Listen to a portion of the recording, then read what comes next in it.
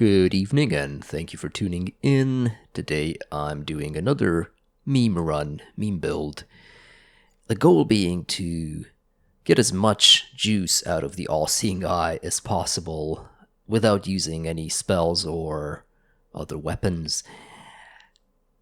I made a video a while back saying how all-seeing eye is essentially a dedicated support weapon, and I wanted to challenge that idea and make it the only weapon, and see if, with the right combination of Arcana, and I have the Prophecy of Earth element in first row and Air in the second one to help out my All-Seeing Eye, Decay proc, and Eye of the Mad Woman respectively, and all the other prophecies are firearm related to try to boost my damage and other firearm stats as much as possible. The beads, again, I have the health and ailment immunity, less stamina on dash, but then I got ammo reserves. So, like I said earlier, the whole point was to see how far I can push the all-seeing eye, how much I can get out of it if I build entirely around it, but at the same time I'm not using any other spells or weapons to do damage or to kind of support or set up the all-seeing eye. I decided to do it on Irongate Gnosis 6, which is debatably the most challenging map in the game. I don't know, maybe Witch Mountain would have been harder to do this on, or some people argue Velmorn is more difficult. I figured I'd do it on Irongate. It's actually been a while since I've played through this map entirely. Yeah.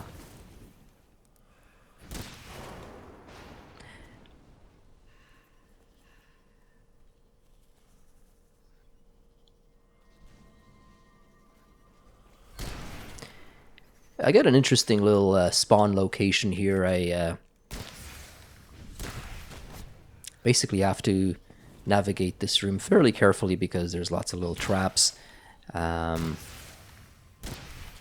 fire and lightning ones specifically now, they're not as dangerous because I wouldn't get, silenced because of the lighting, since I'm wearing the ailment immunity bead. However, I still am trying to be somewhat cautious about building up my calamity meter. I'm aware that there are certain calamities that are more likely to wreck me than others.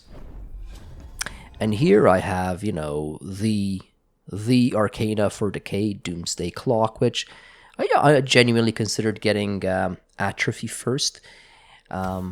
And I know some people will say, well, Doomsday Clock is an instant win. I don't have that much time, guys. I'm not going to go, shoot up a bunch of enemies and then hide in a corner for 2 hours. So I think the Arcana did help me out. But if you watch the whole run, you'll see it was far from the crutch that some people make it out to be. It's, again, I played the game. And I'm sure those added ticks of 1 point damage helped somewhat, but they were not really what carried me in the end.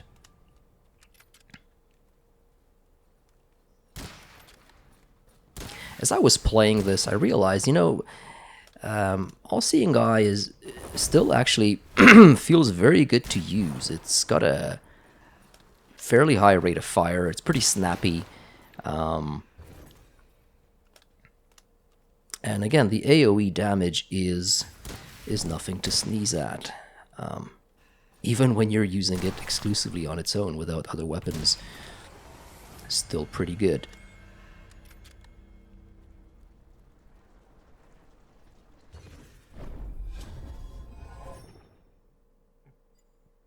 So here I was kind of debating between Shockwave versus Longer Bolts versus Conductor. I think Conductor would have been potentially another good choice. I don't know if better. Could have transferred Decay to even more enemies, because you end up not proccing Decay on every enemy with All-Seeing Eye, since you have to do that increased damage on crit proc decay, and sometimes that, you know, because of the initial shockwave, sometimes that doesn't necessarily happen. So Conductor might have been more useful, but the one I picked also ended up, from what I've seen, lending a hand here and there. So you see there those little 1-point ticks. That's from Doomsday Clock. The hypothetical win button of the Earth Arcana, which is you know, extremely hypothetical, because you'd have to tag every enemy with decay, and then you'd have to go just run around in circles for an hour or 2 or 3, depending on how much you're trying to clear. Yeah. And when it comes to insta-win Arcana, honestly, between Doomsday Clock and Shattered Soul, I think Shattered Soul is by far the more guaranteed win.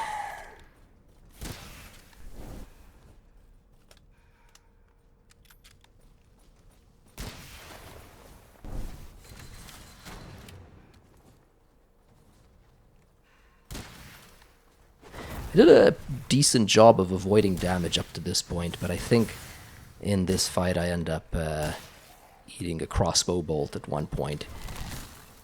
I still haven't fully learned all the different tells, and one of the things that still gets me to this day is whether, let's say, a musketeer is going to do 1 shot or 2, or in the case of crossbowmen, whether they're going to do 1 or 3 of them.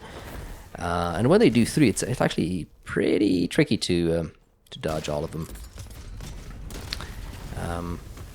Tricky is maybe an exaggeration, but there is a chance that they're going to get you if you focus exclusively on dodging the first shot. Which, again, I so far haven't figured out a way of predicting whether there's going to be 1 or 3 bolts coming out. So that still gets me sometimes, in short.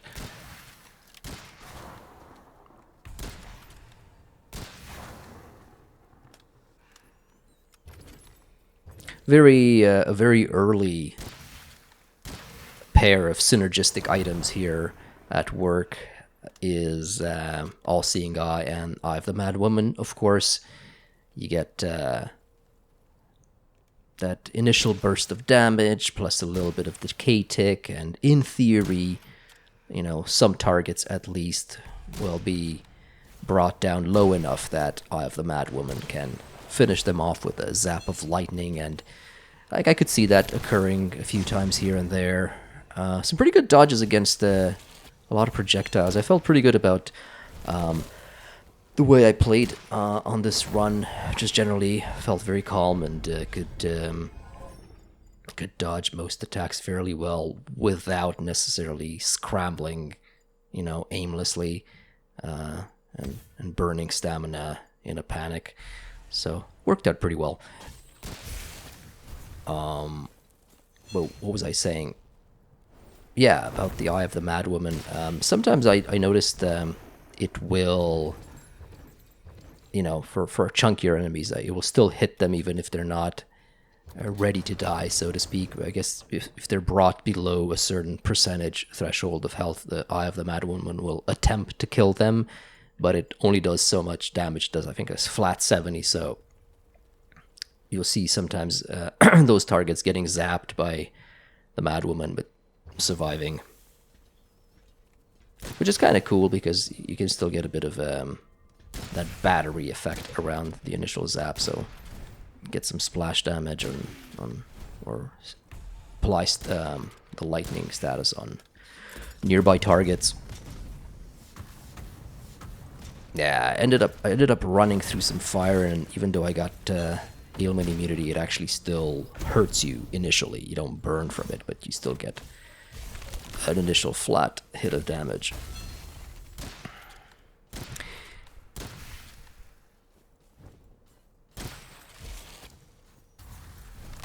I don't know if this is just me, but I find I often play better when I have a simpler build, because I'm more focused on my mechanics and less focused on, you know, managing cooldowns for 5 different items or tools, weapons, etc.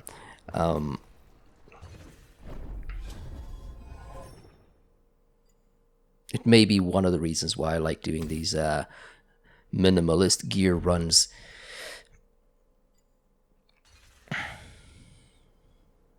Although to be fair, there's a lot of things going for me here. Obviously, I'm very high level. I'm at 116 or something like that. This is a save file that I started, I think, a couple updates ago. So, yeah, it took some time to get it to this level. There is that. I also find the Fallen Prayers to be extremely helpful these days. There's they jump in during calamities. They jump in. One of them will jump in when your health reaches below a certain threshold, and I think you actually get a temporary immunity to damage. So it's kind of a get out of jail free once per run card. And then of course you got the one that pops up during boss fights, and he can also be helpful because the AI doesn't deal particularly well with 2 targets at once, so he'll just mostly aggro the boss, allowing you to, avoid the majority of the boss's aggression, unless you insist on getting in the boss's face, or the Fallen Prayer somehow glitches out. Generally, the Fallen Prayers, I find, are a little bit... they make the game a little bit too easy, to be honest. They trivialize... They don't just help boss encounters. I think they kind of trivialize them, in my opinion.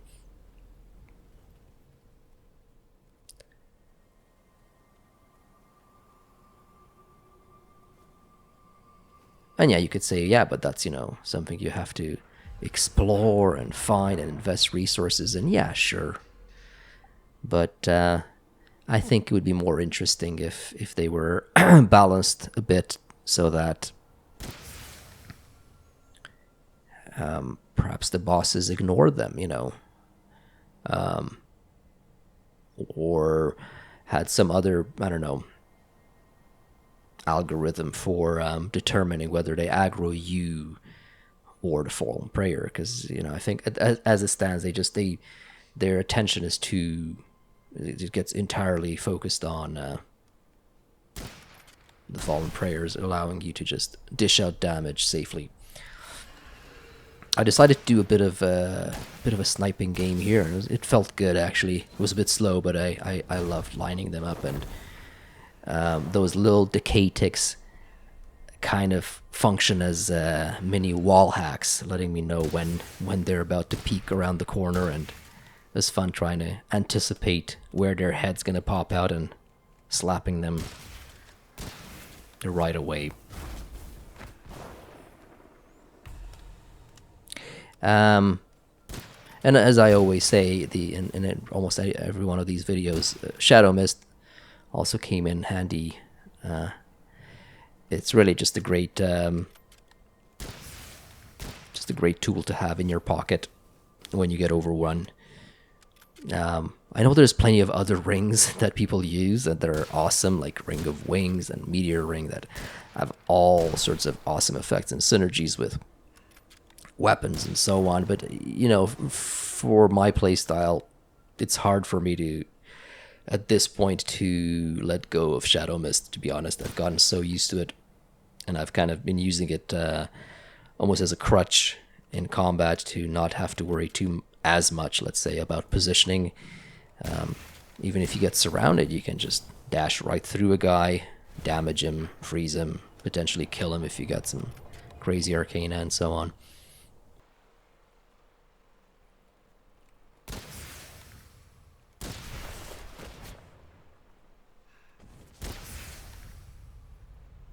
As I said earlier, I really enjoy the just the dodging aspect of this game. I love the way the tells are very distinct and predictable for each enemy.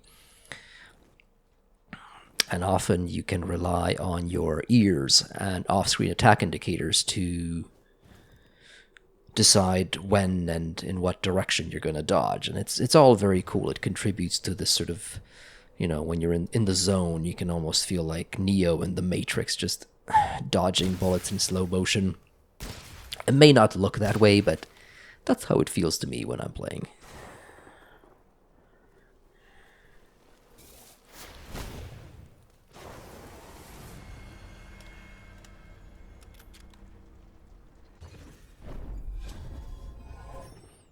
And yeah, this time around I actually had plenty of useful arcana.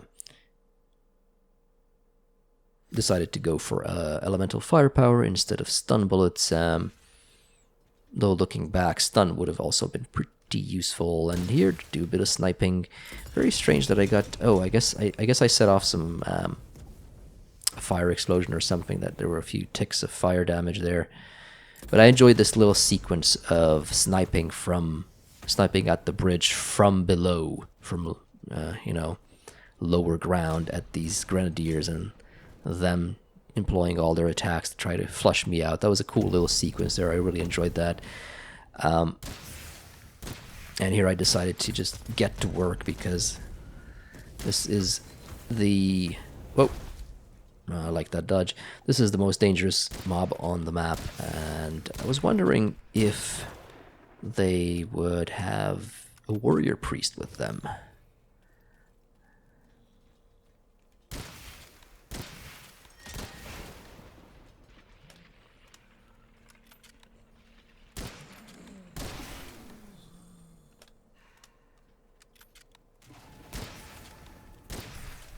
These big chunky targets, the devotees, very useful all-seeing eye batteries. If you can at all, try to line them up with a bunch of other enemies behind them, so you can benefit from that those initial shots, because it's gonna take. I think you're gonna get like an extra shot in there with the all-seeing eye before you bring them below 75%. So they're good batteries for spreading all-seeing eye AoE. And there I saw the illusion attack from Warrior Priest, so I knew at that point that my priority should be finding him and taking care of him. And I think the audio cue for this homing missile attack actually clued me in on his location, and there's another one of those cool little moments where the sounds help me make a critical decision in combat. In this case, just finding where he is and going to work on his ass. There we go. He does teleport around as well, or it seems. And here Shadow Mist helps me sort of lock him down a little bit. I think Eye of the Mad Woman also stunned him, though not kill him. And now he's finally down, and I can rest assured that whatever I kill will stay dead. I must have triggered ooh. Yeah, here, this was sloppy, and as I was saying earlier, the fallen prayers come in handy. This one guy comes in handy in these situations. The brawler guy, I think his name is Kane, perhaps? Yeah, anyway, the bald guy with the rock.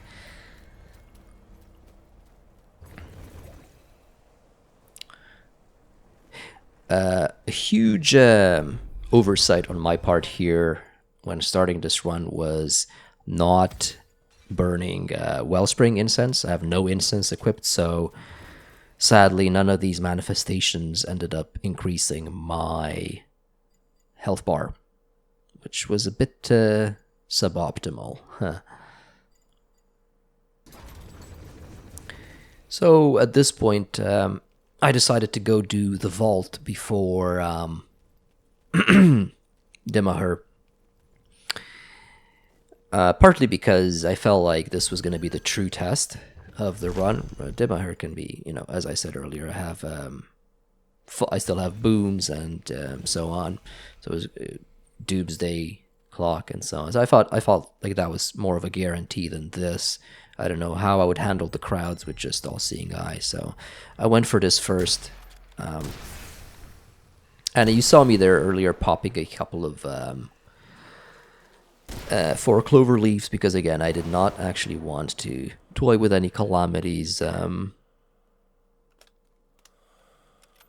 least not before completing the you know, content of the map, so to speak.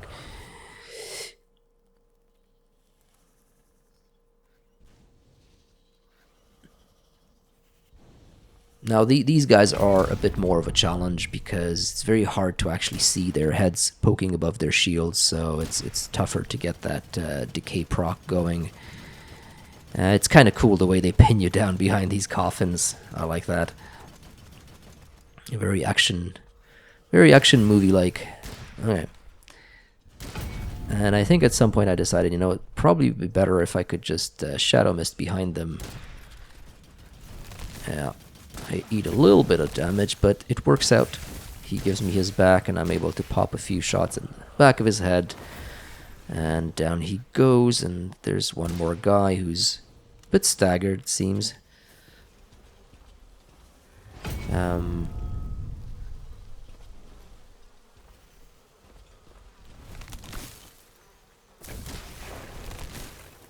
Down he goes. One small suggestion I make for this area is to have the souls travel a little bit faster. Maybe make them a little smaller so their hitbox doesn't clip you as easily and then make you black out for a second. I don't like that. Just make them go a little faster. It would be more challenging, perhaps. I don't know.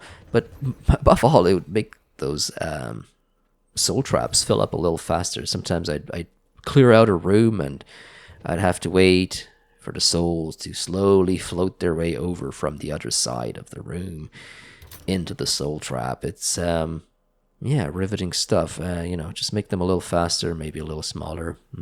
Just a thought. It helps if you know the locations of these things, and I got pretty lucky there. I popped that. I didn't know it would do that, but apparently yes. You proc a frost shockwave when you kill one of those totems, frost totems. So I could stop these creatures from flanking me there. I wasn't even aware of their presence until I popped that totem. And here I dash into one of these souls for no good reason, I guess. A couple more heavies. At least these guys aren't shielded, or at least not until you bring them below a certain threshold. There it is. At which point you go in, you smack them in the face, dash through them, whatever short range option you got. Use it.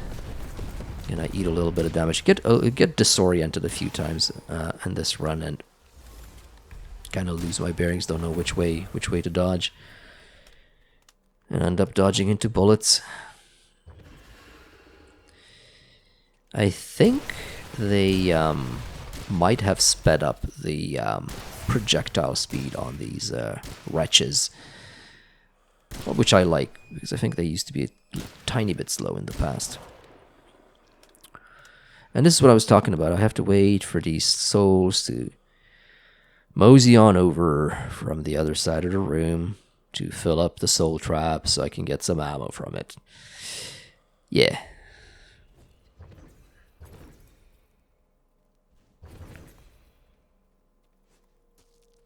I do understand having them move faster would make them a little harder to dodge, but like I said, you can make them a little smaller to compensate. And maybe remove the blackout effect.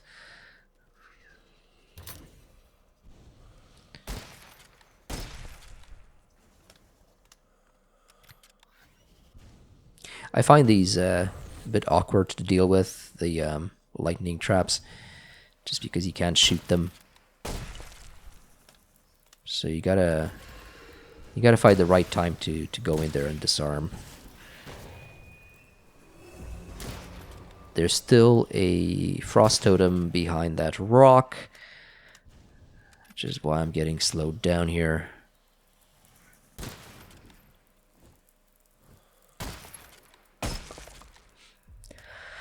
Yeah, definitely a slower paced run. I had to take things pretty slow. You can't be in a rush with the all-seeing eye. you're gonna end up dead. It just doesn't put out enough DPS. Or rather, I don't know. It's an ongoing debate about how much DPS the all-seeing eye actually puts out. It's a very situational weapon, and in some fringe cases, its DPS is unmatched. Okay, fine, but in most cases, the way enemies trickle in, the way they spawn in gradually, the way they line up, in most cases, you're not going to do that much. Even if you get a huge group of enemies bunched up, those typically tend to be small fodder enemies that you could just as easily destroy with one light spell or something. So it's great. It's great at doing certain things, and I certainly think it's a fun weapon to use. It's nice to actually think about, setting up those angles to maximize the impact of the AoE pops. You think about which targets to shoot next, because maybe some of them you've already brought down below 75, so you look through the crowd to see any fuller health bars and try to pop those. That's kind of cool. So I like the way different weapons in Witchfire incentivize paying attention to different things. I think that's really awesome, the way that's been accomplished, and I enjoy the way All-Seeing Eye in particular incentivizes me to spot healthier targets and to line them up in such a way that I get the most out of those explosions. And here we go into the boss fight of the vault. 2 warrior priests shielded by 2 soul traps. Feed the soul trap enough souls and it will deactivate one of the shields. Each warrior priest has its own soul trap, generating its own shield. So what I do here, in cases like this, when I'm dicking around with more reduced loadouts, is I use this structure in the middle to kind of pretty successfully shield myself, honestly, against most attacks from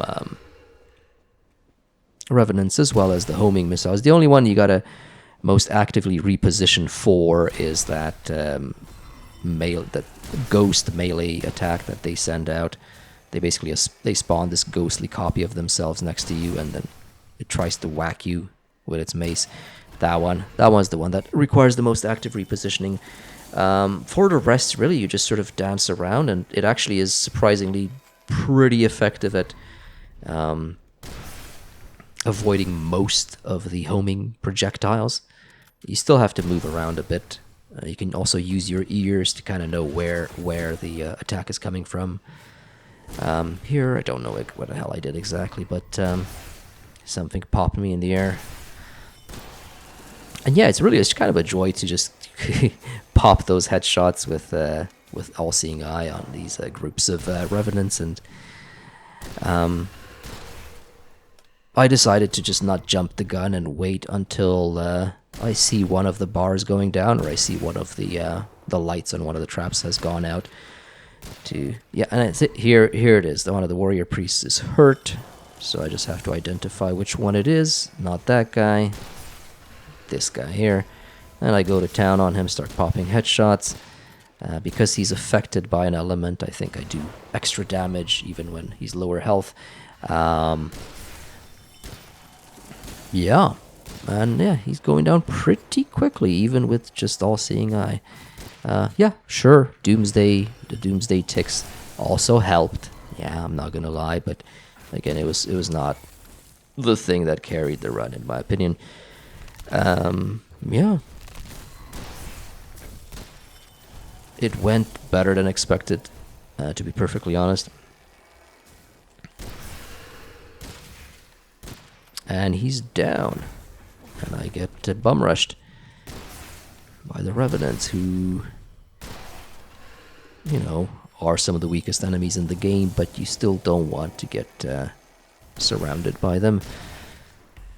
I kept reminding myself that I don't have as long a health bar as I normally would at this point in a run, thanks to not burning any incense. But yeah, the second warrior priest is unshielded too, so felt pretty good. I still had, what, like 3 minutes left on the clock. That was the other concern, that this was going to go so slow that I was just going to run out of time. But no, I had a decent amount left. And yeah, I actually haven't done this vault since the latest update. And I was curious to see if there would be any new items in here. It turns out there's a new bead giving you an extra melee charge, which is pretty cool. I think I'm going to make another one of those cheeky melee builds and take advantage of that.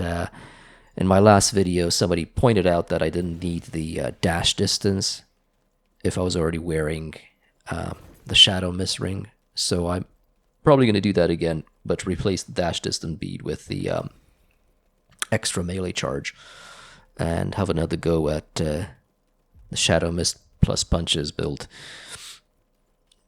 And again, I can't wait to see how that's going to work with actual melee weapons. So here I'm making my way to the boss, and I realize there's a pretty nasty group of enemies that had spawned out of the itinerant portal. And again, I was tempted to say, you know what, screw you guys, I'm going to fight the boss, but I knew they would only come in and make my life harder, so decided to take the time and deal with them first.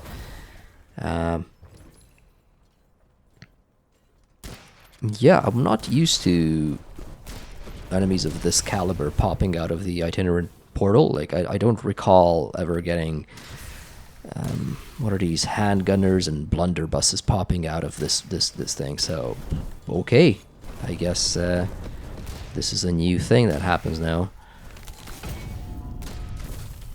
We got blade masters, swordsmen, the works. And here I get that thing where I try to dodge, but perhaps I do it too late. Perhaps what happens is I try to dash through, and the attack comes out before, the melee attack comes out before I can fully dash through the enemy, and that's probably what stops me dead in my tracks there.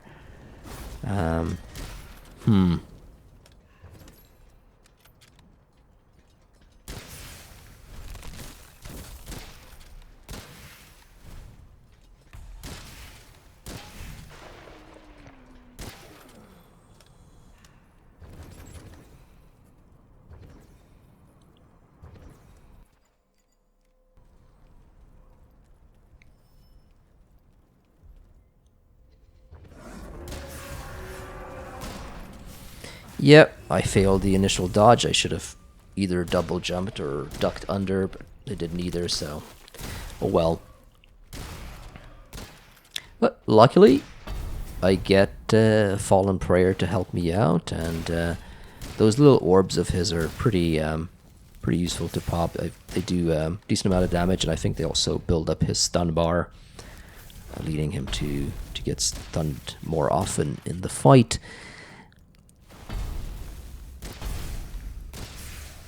And yeah, the damage gets pretty pitiful.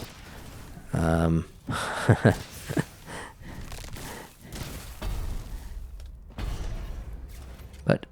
like I said, these orbs help.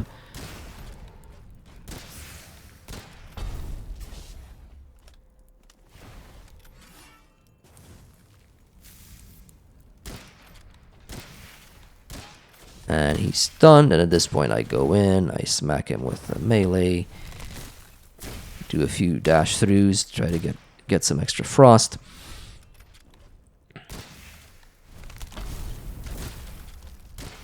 And really it's just a matter of time and not getting too cocky with your positioning.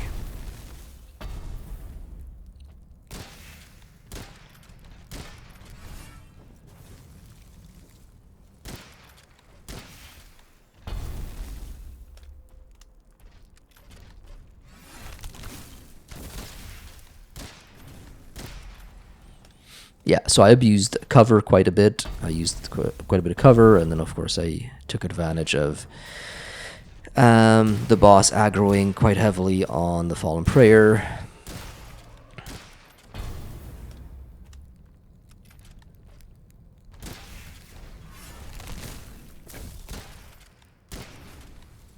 You got to watch out for when you freeze him mid-swing, mid-attack animation. Sometimes the projectiles behave pretty erratically. Like they'll continue their tracking as he's thawing.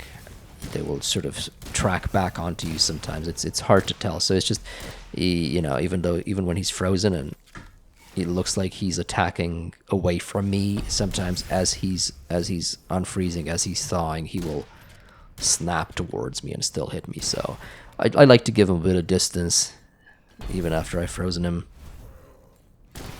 Yo, almost ate that. Yeah, well, but it went pretty well. I feel pretty happy with dodging and use of cover, and just overall patient play, not getting too greedy. Is this something I would do often? Probably not. It gets pretty tiresome, but it's fun to do once in a while, just to show that, you know, all weapons can work. You know, even the all-seeing eye, even the all-seeing eye on its own can work, can do the job.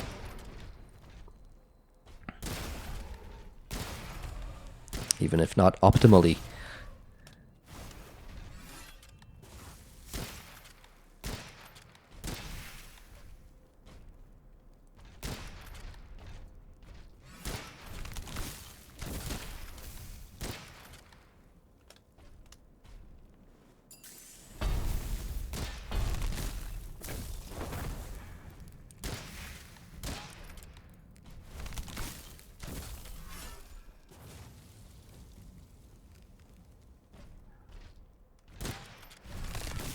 Still playing pretty cautious. He has a couple of attacks that can absolutely annihilate this health bar in a couple of swings. So yes, I was close to killing him, and yes, that's the reason I'm still making sure I'm being patient and calm, because usually in my experience this is when you get caught. This is when you get, you know, when you see that health bar going really low, this is when you start getting stupid in pretty much any game. And I don't know if you guys have played God of War 2018. There's this optional boss, the Valkyrie Queen, and her health bar will genuinely bait you out. I feel like when she's about 5% or maybe 1% HP left, she gains this massive amount of damage resistance, and you keep hitting her and you think, oh, this must be the last hit, and then you hit her again. And so if you get greedy and completely forgo any defense because you think she's almost dead, you're gonna die in those last few seconds. So I guess that's why in any game from now on I I try to stay keep my patience until the very end.